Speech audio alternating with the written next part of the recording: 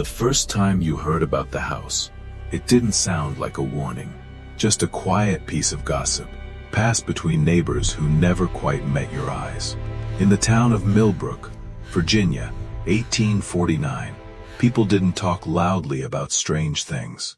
They let them drift, like fog. And the house at the edge of town was one of those things.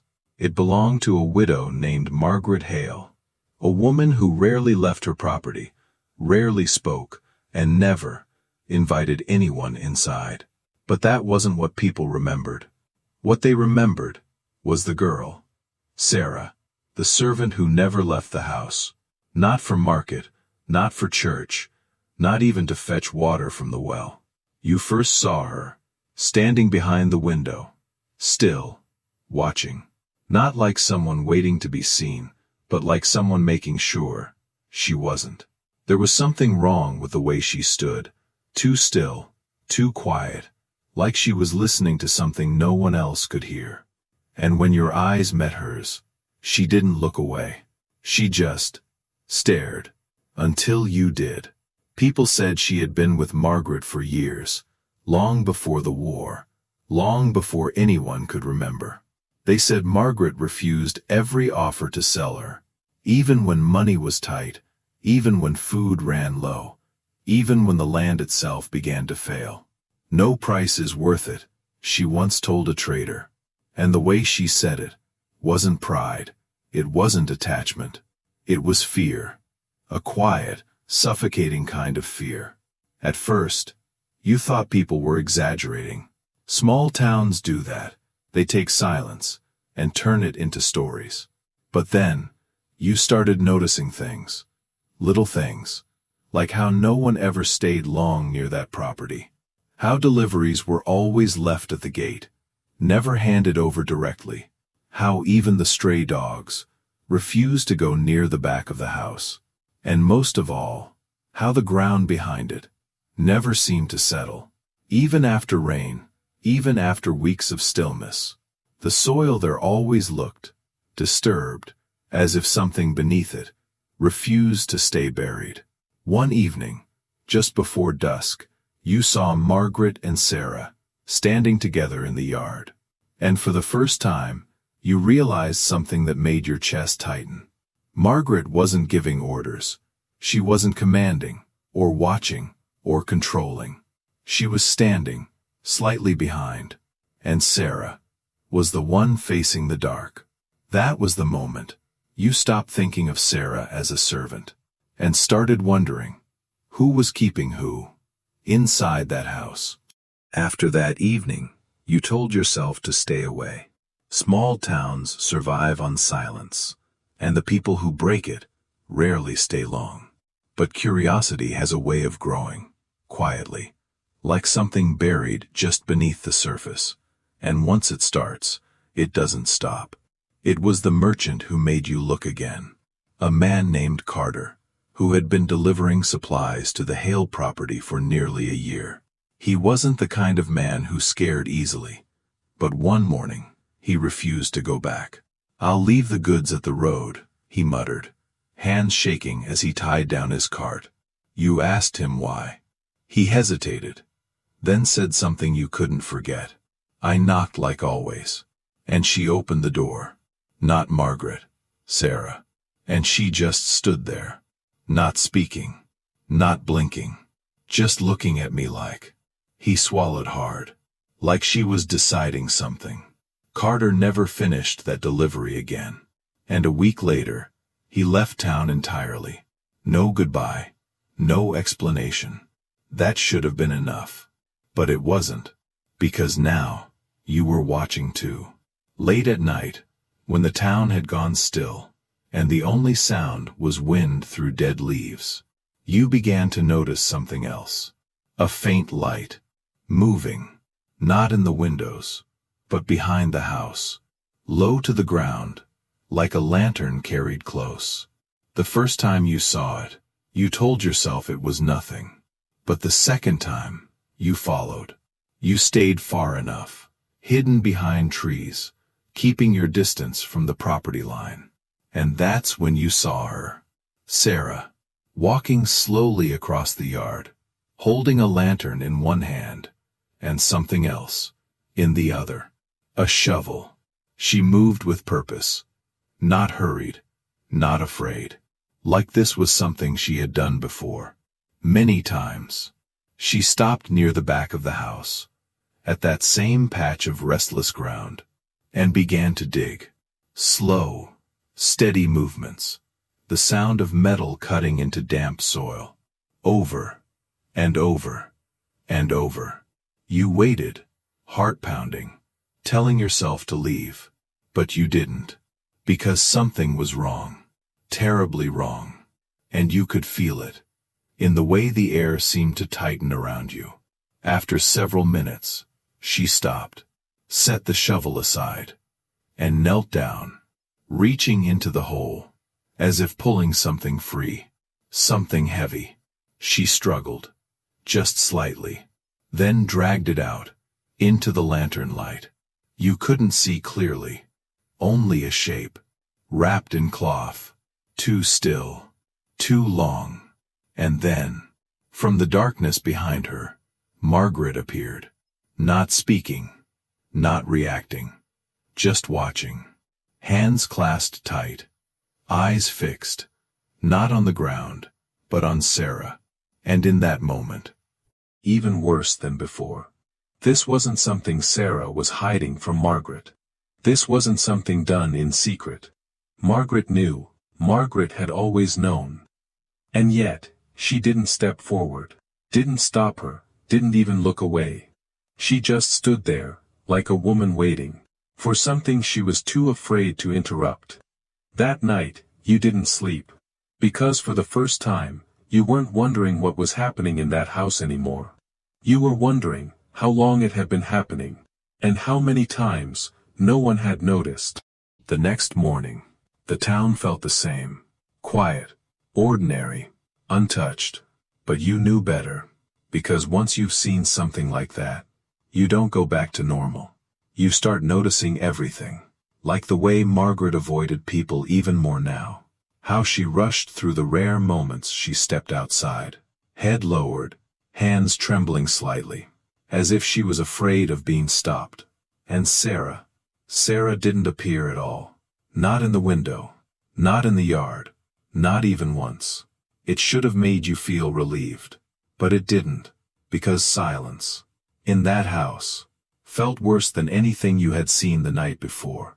By midday, you made a decision you couldn't take back. You went to the only man in town who might listen, Dr. Elias Green. He had been in Millbrook longer than most, had seen things people didn't talk about, and more importantly, he didn't dismiss fear, the way others did. When you told him what you saw, he didn't interrupt, didn't question.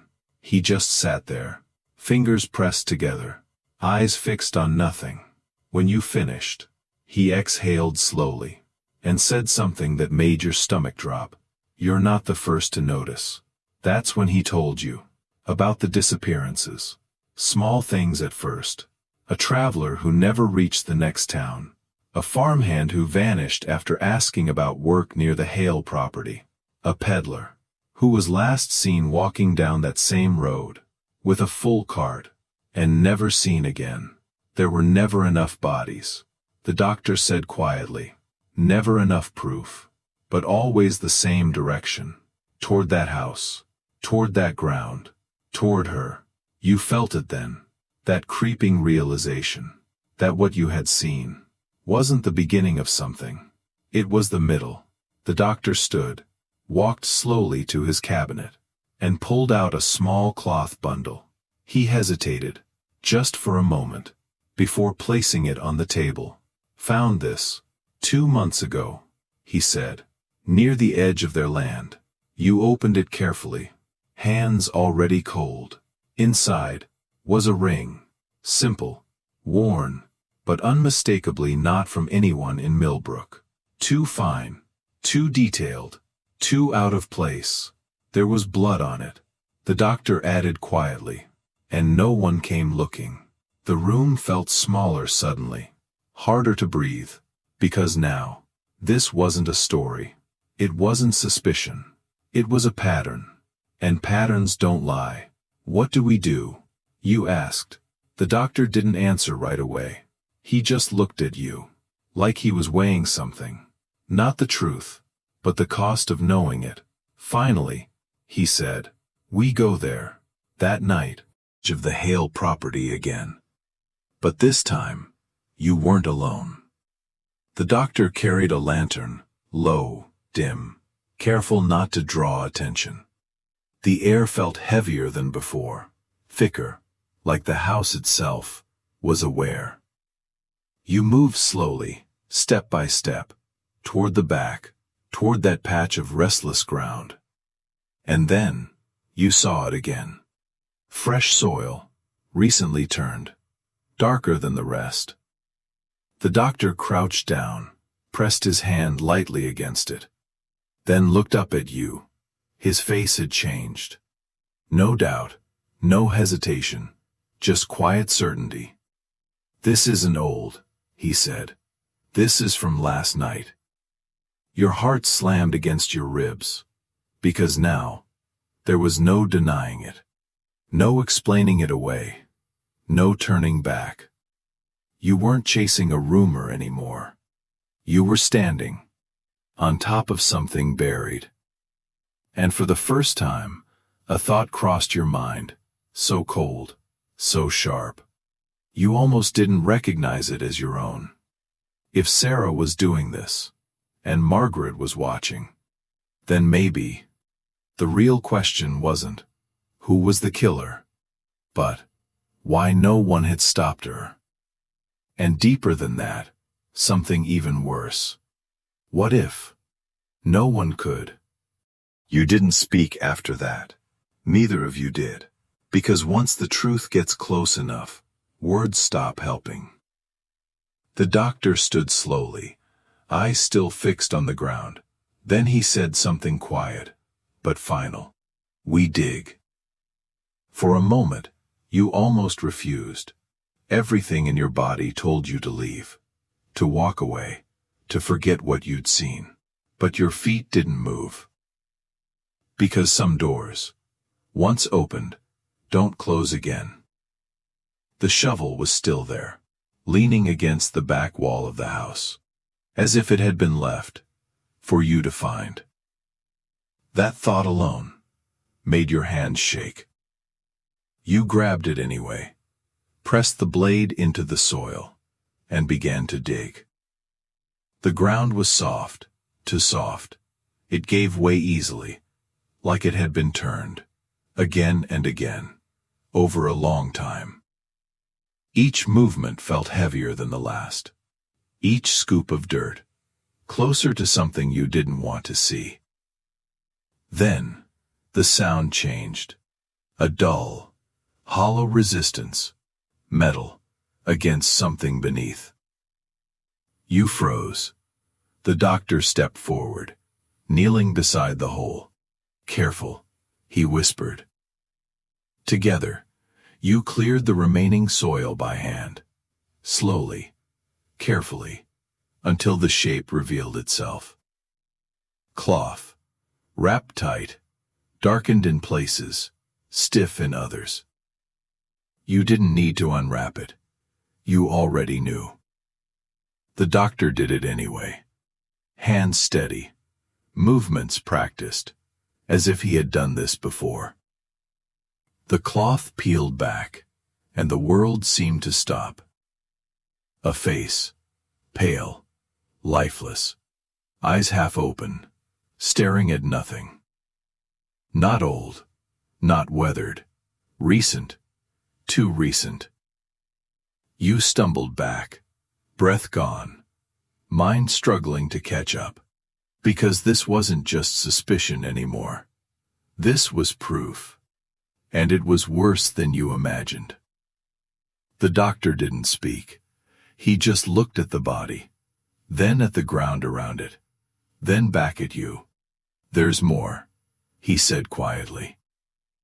Your stomach dropped, because you already knew he was right. You didn't stop digging. You couldn't. Even as your hands trembled, Even as your vision blurred, you kept going. And one by one, they appeared. Another bundle, then another, then another.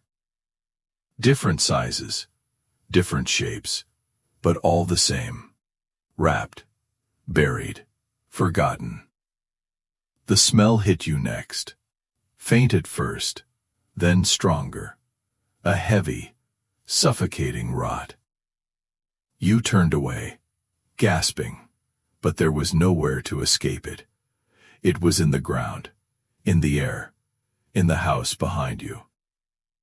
And suddenly, you understood why no one stayed, why no one came close, why the animals avoided this place. Because something here had been feeding on silence. The sound behind you, soft, slow, footsteps. You turned and saw her, Sarah, standing at the edge of the yard, watching, not surprised, not angry, not afraid, just watching. The lantern light caught her face, and for the first time, you saw it clearly. Not emptiness, not madness, something else. Control. The doctor stepped in front of you, voice tight. You need to stop. Sarah tilted her head slightly, almost curious, then spoke, soft, calm. You shouldn't have dug. Her voice wasn't threatening. It was disappointed, like you had interrupted something important. Those were taken care of, she continued. Properly. Your mind struggled to process the words. Taken care of. As if this was normal. As if this was routine. Why, you forced out, barely able to speak. She looked at you. Really looked this time. And for a moment, there was something almost human in her eyes. They came here, she said quietly. One by one. Hungry, desperate. Thinking they could take. Her expression hardened, just slightly. They don't leave. A silence fell, heavy, suffocating. Then, from the darkness behind her, Margaret stepped forward, but she didn't stand beside Sarah. She stopped, a step behind, just like before, hands clasped, body tense, eyes filled with something close to terror. She keeps us safe, Margaret whispered, voice trembling. She always has. You felt it then, that final piece falling into place, the truth you have been circling, avoiding, denying. This wasn't a servant, this wasn't a victim. This wasn't even chaos, this was order, a system, a balance. And Sarah was at the center of it. The doctor took a step back, then another, slowly, carefully, like a man who had just realized he was standing far too close to something that had never needed to chase anyone. Because everything that came here, eventually, stayed. No one spoke after that. Not you, not the doctor, not even Margaret. Because there was nothing left to say. You were standing in the truth now. And it was worse than anything you had imagined. The doctor was the first to move, slowly, carefully. He stepped back, never taking his eyes off Sarah. Come on, he whispered. You didn't argue, didn't question. You just followed, step by step, away from the ground, away from the bodies, away from her. Sarah didn't stop you, didn't chase, didn't even move. She just stood there, watching. And somehow, that was worse. By morning, the town knew, not everything, but enough. Men gathered, whispering, arguing. Some wanted to go to the authorities. Others wanted nothing to do with it. Leave it alone, one of them said. Whatever's in that house ain't meant for us. The doctor tried to speak, tried to explain what you had seen, but even he hesitated. Because how do you explain something like that, without sounding like you've lost your mind? Bodies in the ground, a servant who wasn't afraid, a mistress who was, and something else, something harder to name, harder to prove. In the end, they went anyway, a group of 6 men, armed, determined, trying to convince themselves this was just another crime. Something they could fix, something they could control. You didn't go with them. Neither did the doctor. You both stayed, standing at the edge of town, watching the road. They disappeared into the trees just after sunrise. And for a long time, there was nothing. Then, a single gunshot, followed by silence. Only one man came back, hours later, stumbling, covered in mud, eyes wide and unfocused. They said he never spoke again, not a single word, for the rest of his life. The house burned 3 nights later. No one admitted to starting the fire, but no one tried to stop it either. Flames swallowed the walls, the roof collapsed inward, and for a moment, it felt like it was over, like whatever had lived there was finally gone. But the ground didn't change.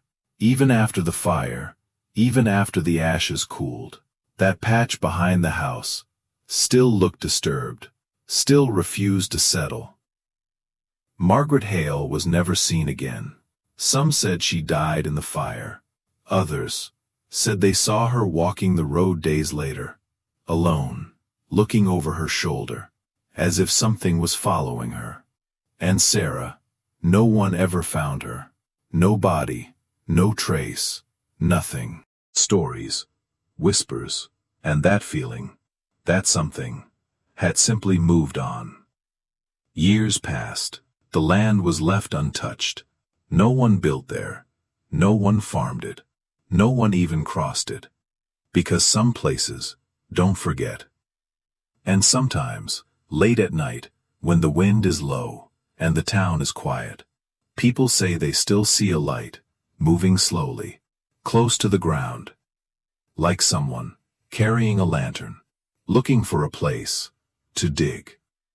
And if you ever find yourself near Millbrook, standing at the edge of that old land, you might feel it too.